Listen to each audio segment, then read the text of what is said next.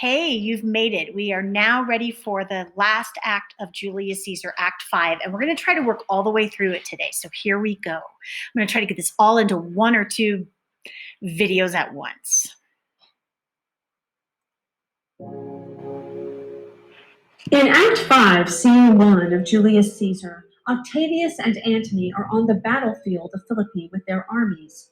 A messenger announces the approaching armies, and Antony orders Octavius to take the left flank, but Octavius insists on taking the right. The generals of the two sides meet for parley, for talk, for words before blows, and they trade insults. Octavius ends the talk by drawing his sword against the conspirators, vowing never to put it down again before avenging Caesar. Cassius tells Messala that it's his birthday and that he's turning from Epicurus to believe in omens. Their army's two eagle escorts have flown away, replaced by ravens, crows, and kites. Cassius says their shadows overhead seem a canopy most fatal. Still, he and Brutus are both resolved to fight and end the work the Ides of March began. Brutus says that if they lose, he will never be taken as a prisoner back to Rome. The men exchange moving goodbyes and head into battle. At the opening of Act 5, the triumvirate and the conspirators engage in a battle of words prior to taking the battlefield. The emphasis on words harkens back to the rhetorical force of Antony's speech in Act 3, Scene 2 that turns Rome against the conspirators. Verbal battle is as much within as between political factions, as when the young Octavius Caesar challenges Antony, asserting authority over an experienced military leader.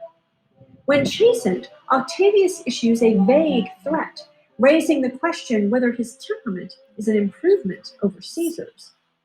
Cassius takes a bitter shot at his ally Brutus when he says they wouldn't be in this mess if he had let them kill Antony.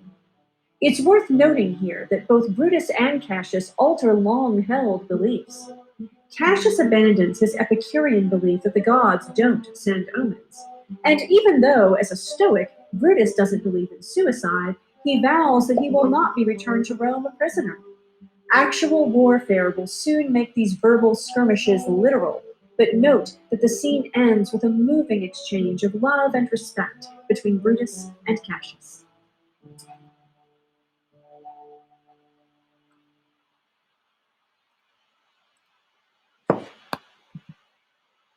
Act 5, Scene 1.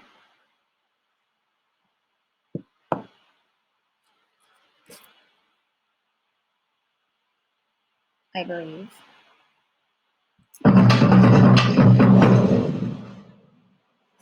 Now, Antony, our hopes are answering.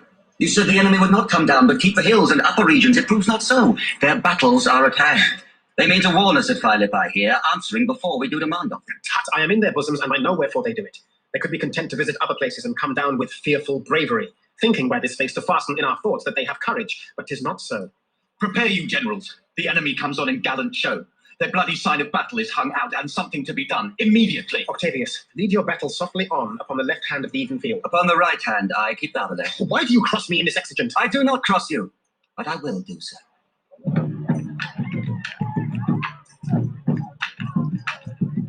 They stand and would have parley. Stand fast, Julius. We must have to talk. Mark Antony, shall we give sign of battle? No, Caesar, we will answer on their charge. Make forth. The generals would have some words. Stir not until the signal. Words before blows, is it so, countrymen? Not that we love words better as you do. Good words are better than bad strokes, Octavius. In your bad strokes, Brutus, you give good words. Witness the hole you made in Caesar's heart, crying, "Long live, hail Caesar!" Antony. The posture of your blows are yet unknown, but for your words, they rob the high-blood bees and leave them honeyless. Not stingless, too. Oh, yes, and soundless, too. For you have stolen their buzzing, Antony, and very wisely threat before you sting. Threats! You did not so when your vile daggers hacked one another in the sides of Caesar. You showed your teeth like apes and fawned like hounds, and bowed like bondmen kissing Caesar's feet, whilst damned Casca, like a cur behind, struck Caesar on the neck. Oh, you flatterers. Now, Brutus, thank yourself. This tongue had not offended so today if Cassius might have been... Come, the cause. If arguing make us sweat, the proof of it will turn to redder drops. Look, I draw a sword against conspirators. When think you that the sword goes up again? Never! Till Caesar's 33 wounds be well avenged, or till another Caesar have added slaughter to the sword of traitors. Caesar, thou canst not die by traitors' hands unless thou bringst them with thee. So I hope. I was not born to die on Brutus' sword. Oh, if thou wert the noblest of thy strain, young man, thou couldst not die more honourable. Peevish schoolboy, worthless of such honour, joined with a masker and a reveller. Old Cassius still. Come, Antony, away. Defiance, traitors, hurl we in your teeth. If you dare fight today, come to the field. If not, when you have stomachs. Why now blow wind, swell billow and swim bark. The storm is up and all is on the hazard. Oh, Lucilius, hark, a word with you. My lord, Messala, What says my general? Messala, this is my birthday. As this very day was Cassius born. Give me thy hand, Messala. Be thou my witness that against my will, as Pompey was, am I compelled to set upon one battle all our liberties. You know that I hold Epicurus strong in his opinion. Now I change my mind and partly credit things that do presage. Coming from Sardis, on our former ensign, 2 mighty eagles fell, and there they perched, gorging and feeding from our soldiers' hands, who to Philippi here consorted us. This morning are they fled away and gone, and in their steads do ravens, crows, and kites fly o'er our heads, and down would look on us as we were sickly prey. Their shadows seem a canopy most fatal, under which our army lies, ready to give up the ghost. Believe not, sir, I but believe it partly, for I am fresh of spirit and resolved to meet all perils very constantly. Even so, Lucilius. Now, most noble Brutus, the gods today stand friendly, that we may, lovers in peace, lead on our days to age. But since the affairs of men rest still uncertain, let's reason with the worst that may befall. If we do lose this battle, then is this the very last time we shall speak together. What are you then determined to do? Even by the rule of that philosophy by which I did blame Cato for the death which he did give himself, I know not how, but I do find it cowardly and vile for fear of what might fall so to prevent the time of life, arming myself with patience to stay the providence of some high powers that govern us below. Then if we lose this battle, you are contented to be led in triumph through the streets of Rome. No, Cassius, no. Think not, thou noble Roman, that ever Brutus will go bound to Rome. He bears too great a mind. But this same day must end that work the Ides of March begun, and whether we shall meet again I know not. Therefore, our everlasting farewell take. Forever and forever farewell, Cassius. If we do meet again, why, we shall smile. If not, why then this parting was well made. Forever and forever farewell, Brutus. If we do meet again, we'll smile indeed. If not, 'tis true this parting was well made. Why then, lead on. Oh, that a man might know the end of this day's business ere it come. But it sufficeth that the day will end, and then the end is known. Come on, away.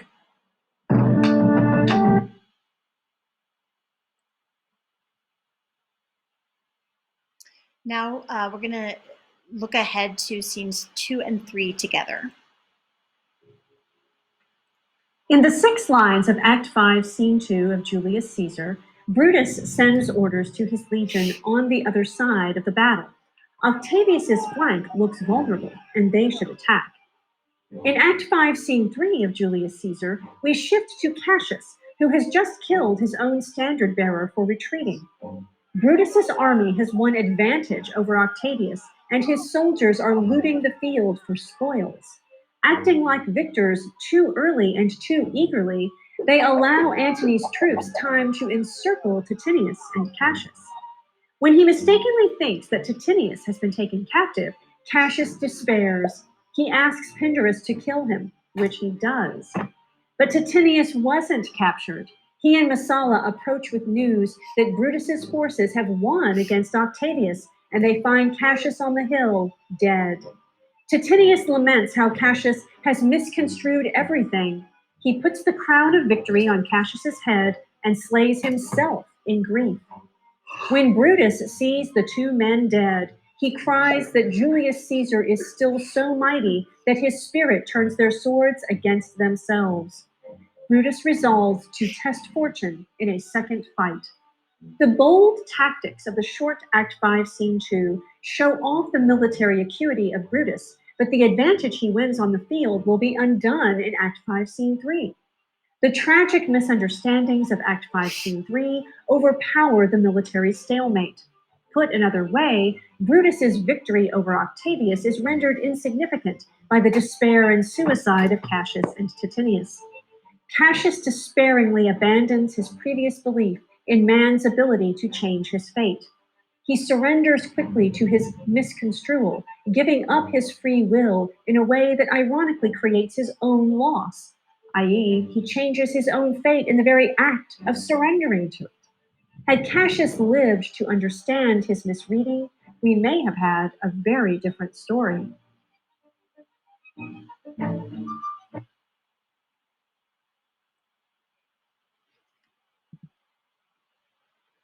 That was gruesome. It was a lot of blood.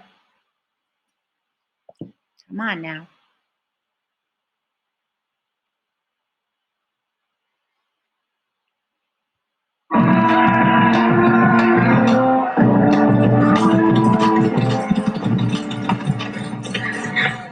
Ride, Masala, ride! And give these bills unto the legions on the other side. Let them set on at once, for I perceive but cold demeanor in Octavius' wing, and sudden push gives them the overthrow.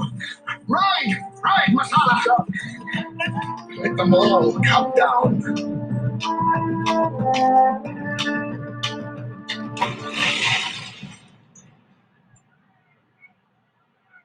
Oh, look, Titinius! Look! The villains fly! Myself hath to mine own turned enemy. This ensign here of mine was turning back. I slew the coward and did take it from him. Oh, Cassius, Brutus gave the word too early. Who, having some advantage on Octavius, took it too eagerly. His soldiers fell to spoil, whilst we by Antony are all enclosed. Fly further off, my lord, fly further off. Mark Antony is in your tents, my lord. Fly therefore, noble Cassius, fly far off. This hill is far enough. Look, Titinius! Are those my tents where I perceive the fire? They are, my lord. Titinius, if thou lovest me, mount thou my horse and hide thy spurs in him till he have brought thee up to yonder troops and here again, that I may rest assured whether yon troops are friend or enemy. I will be here again, even with a thought. Go, Pindorus, get higher on that hill. My sight was ever thick. Regard Titinius, and tell me what thou notest about the field. My lord. This day I breathed first. Time is come round, and where I do begin, there shall I end. My life is run his compass. Sir, what news? Oh, my lord! What news? Titinius is enclosed round about with horsemen that make to him on the spur, yet he spurs on. Now they are almost on him. Now, Titinius! Now, some light! Holy lights too! He's taken! He's taken. But hark, this shout for John! So he missees the whole thing. Behold no more.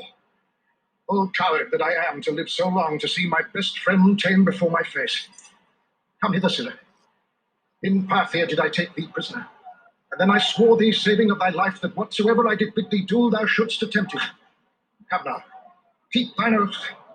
Thou be a free man, and with this good sword that ran through Caesar's bowels, search this bosom. Stand not to answer. Here, take thou the hilt, and when my face is covered, as 'tis now, guide thou the sword. Caesar, thou art revenged, even with the sword that killed thee. So I am free, yet would not so have been, durst I have done my will. O Cassius, far from this country Pindorus shall run, where never Roman shall take note of him.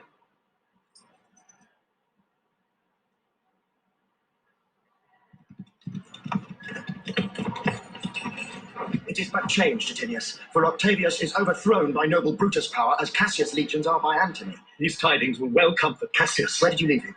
All disconsolate with Pindorus his bondman on this hill. Is not that he that lies upon the ground? He lies not like the living. Oh, my heart. Is not that he? No, this was he, Messala. But Cassius is no more. O setting sun, as in thy red rays thou dost sink tonight, so in his red blood Cassius' day is set. The sun of Rome is set. Our day is gone. Clouds, dews, and dangers come. Our deeds are done. Mistrust of my success hath done this deed. Distrust of good success hath done this deed. Hateful error, melancholy's child, why dost thou show to the apt thoughts of men the things that are not? O error soon conceived, thou never comest unto a happy birth, but kill'st the mother that engendered thee. What, Pindarus? Where art thou, Pindarus? Seek him, Titinius, whilst I go to meet the noble Brutus, thrusting this report into his ears. I may say thrusting it, for piercing steel and darts envenomed shall be as welcome to the ears of Brutus as tidings of this sight. Hie you, Messala, and I will seek for Pindarus the while.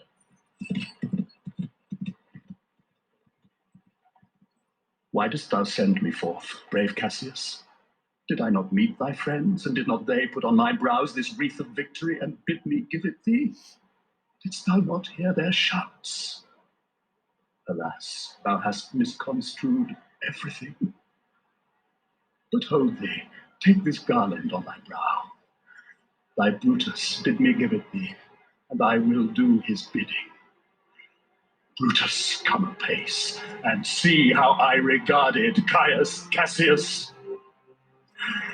By your leave, gods, this is a Roman's part. Come, Cassius' sword, and find Titinius' heart.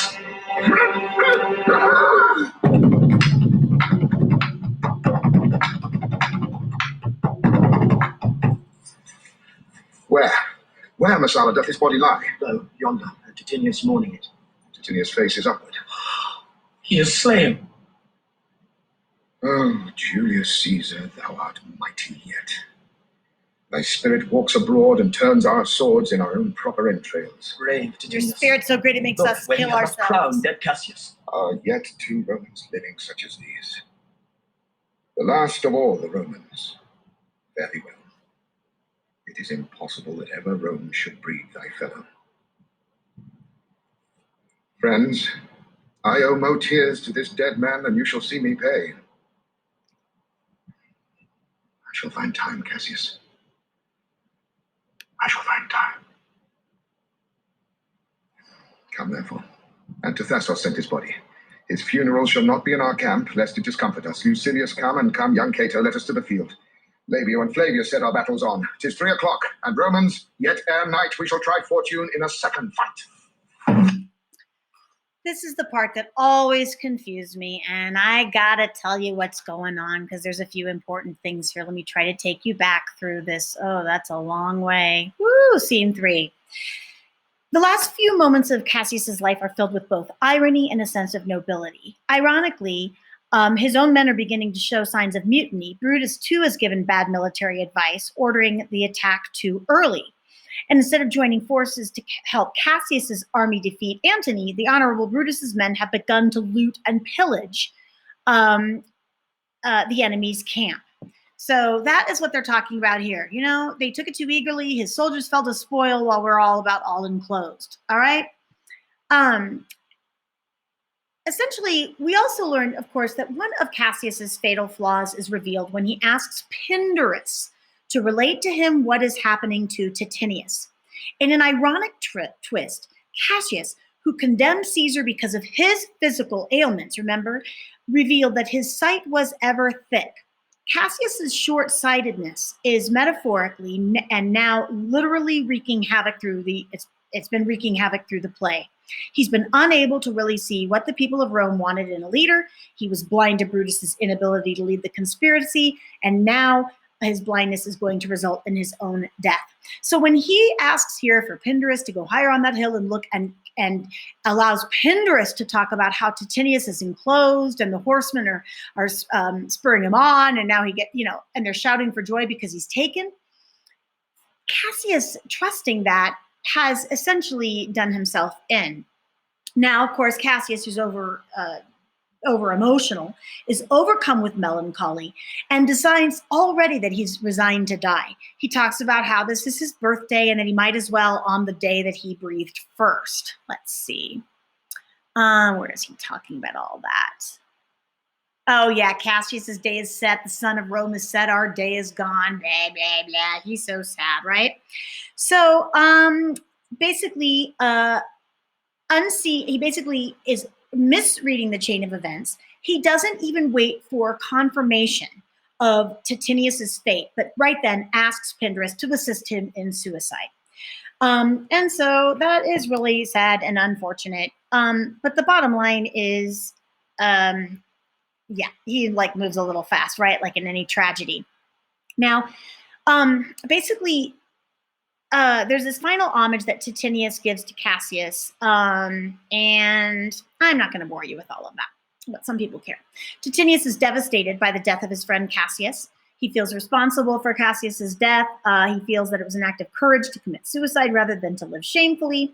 And so he decides, just like Antony, he proclaims his love and loyalty to his slain friend, and he takes his own life with Cassius's sword. Sorry about all the blood and gore.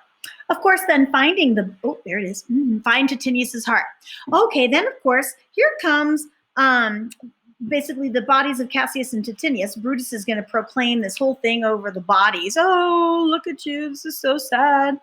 And give this little homage. And he says, "Oh, Julius Caesar, thou art mighty yet. Thy spirit walks abroad and turns our swords into our own proper entrails." Oh, Lordy.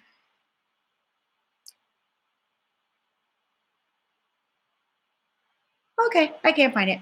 Anyway, that will be all, and let's move on. Woo.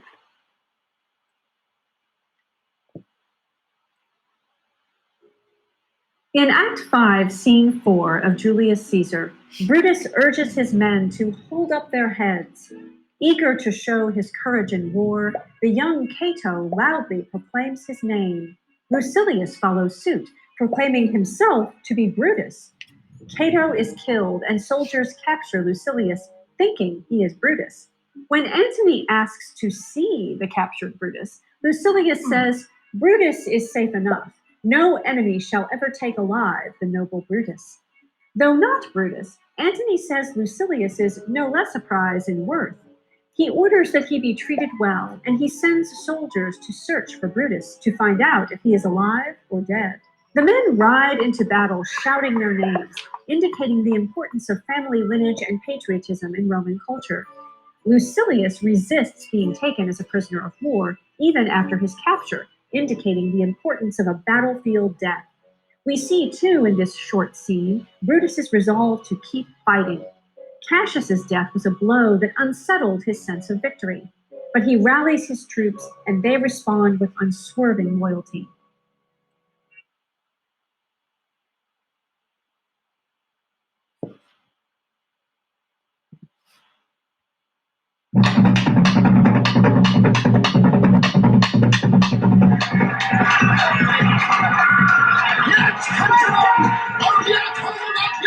What bastard doth not? Who will go with me? I will proclaim my name about the field. I am the son of Marcus Cato. Oh, a fool to tyrants and my country's friend. I am the son of Marcus Cato. Oh, and I am Brutus. Marcus Brutus, Brutus, my country's friend. Know me for Brutus!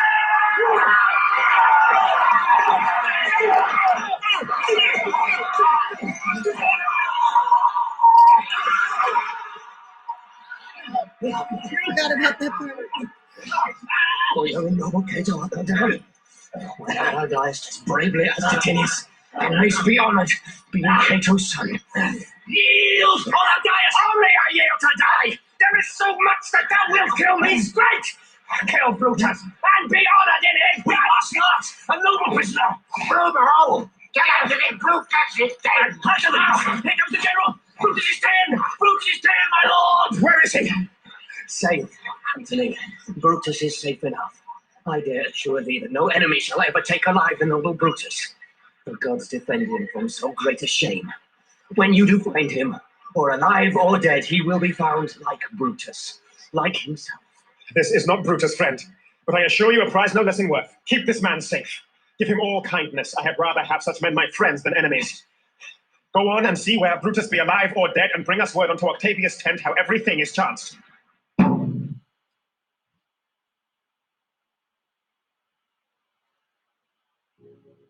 Here it is, the In end. Act 5, Scene 5 of Julius Caesar, Brutus regroups with the soldiers Dardanius, Clitus, Strato, and Volumnius after a stressful day on the battlefield. When another man of their company is captured, Brutus whispers a request into Clitus's ear. Clitus refuses, and later he and Dardanius confide to each other that Brutus has asked them both to kill him. Brutus confesses to Volumnius that he has twice seen the ghost of Caesar, once at Sardis and once at Philippi. He asks Volumnius to hold his sword so he can run onto it, but Volumnius refuses. Clitus urges Brutus to run, as the enemy will soon overtake him, but Brutus says quiet goodbyes to his men and sends them all away but Strato, who has been asleep. Strato agrees to hold Brutus's sword. They shake hands, and Brutus runs onto it. Oh. Antony and Octavius enter with their armies and the captured Messala and Lucilius. They find Brutus dead, and Octavius offers to take into his service all of Brutus's followers. Antony praises Brutus's nobility and virtue, saying he was the only conspirator to act for the common good. Octavius vows to honor Brutus's virtue with all respect and rites of burial. Antony and Octavius exit to divide their victory spoils. Brutus's suicide plan starts as a whisper and becomes a repeated request before Strato agrees to help, suggesting the difficulty of saying out loud something that goes against his Stoic belief. And yet, we also see Brutus's persistence and recall his repeated resolve not to return to Rome a prisoner, not to be taken alive, not to be killed by any other hand than his own. Note the motif of Brutus's exhaustion that marks many of his major scenes. He was tired in his orchard, tired in the camp at Sardis, and tired as he approaches his death. Shakespeare emphasizes the weight of responsibility and the punishing toll it takes. Note, too, the respect that Brutus commands from both Octavius and Antony. While Brutus's death culminates the play's revenge plot, the final tributes to Brutus seem to undo the crime of political assassination.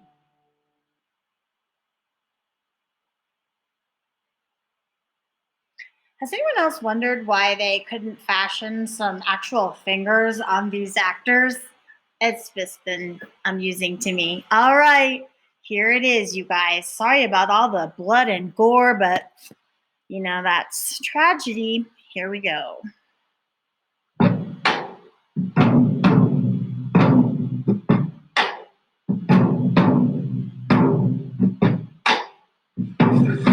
Come, poor remains of friends. Rest on this rock. Statilius showed the torchlight, but my lord, he came not back. He is or ta'en or slain. Sit thee down, Clitus. Slaying is the word. It is a deed in fashion. Hark thee, Clitus. What, I, my lord? No, not for all the world. Peace then, no words. I'd rather kill myself. Hark thee, Dardanius. Shall I do such a deed? Oh, Dardanius. Oh, Clitus. What ill request did Brutus make to thee? To kill him, Clitus. Look, he meditates.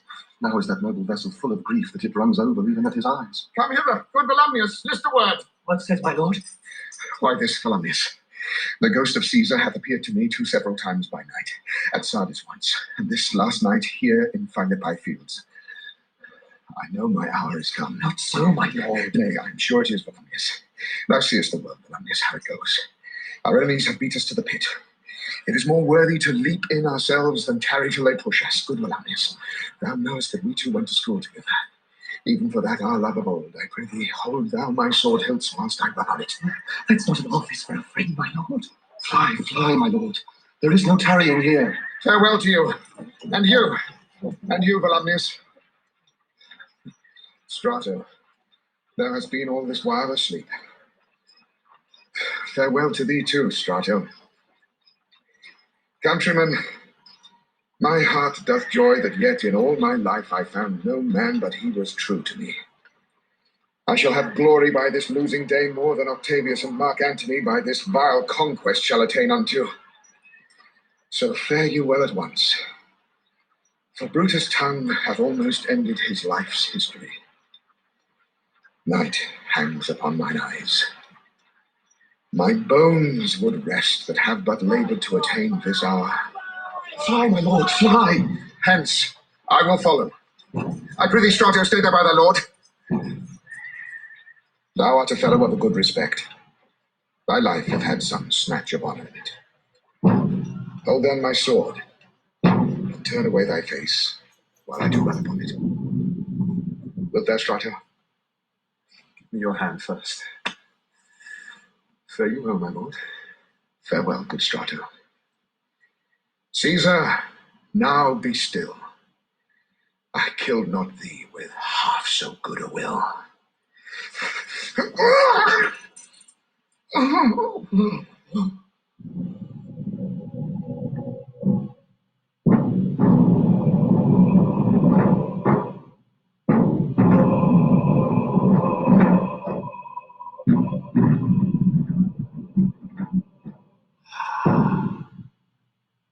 What man is that?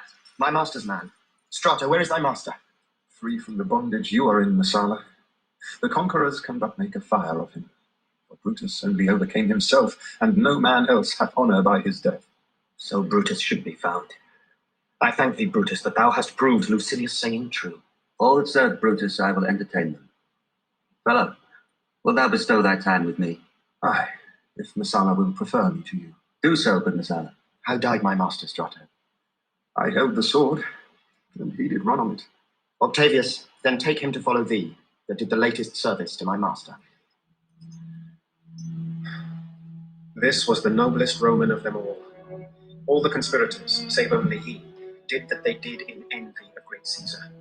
He only, in a general, honest thought and common good to all, made one of them. His life was gentle, and the elements so mixed in him that nature might stand up and say to all the world, this was a man. According to his virtue, let us use him, with all respect and rights of burial. Within my tent his bones tonight shall lie most like a soldier, ordered on the way. So call the field to rest, and let's away, to part the glories of this happy day.